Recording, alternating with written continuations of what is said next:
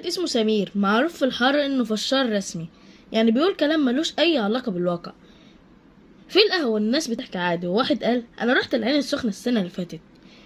سمير دخل عليهم وقال العين السخنة؟ ياه، ده انا كنت في القمر السنة اللي فاتت. الناس سكتت، وواحد سأله ازاي يعني في القمر؟ رد وقال طلعت مهمة سرية مع وكالة ناسا ورجعت بالغواصة عشان المطار كان زحمة. الكل ضحك، وواحد قال له يعني طلعت فوق ورجعت تحت؟ انت شارك في افاتار ولا ايه؟ سمير ضحك وقال انا كمان كنت دوبلير في افاتار، بس اتشال اسمي في التترات عشان السرية. ومن يوميها كل ما الناس تزهق يقوله هاتوا سمير عشان يقول لنا اخر مغامراته، نحس اننا في فيلم. الناس بتحب الخيال لما يبقى على سبيل الهزار، بس الفش الزيادة بيخليك مسخرة.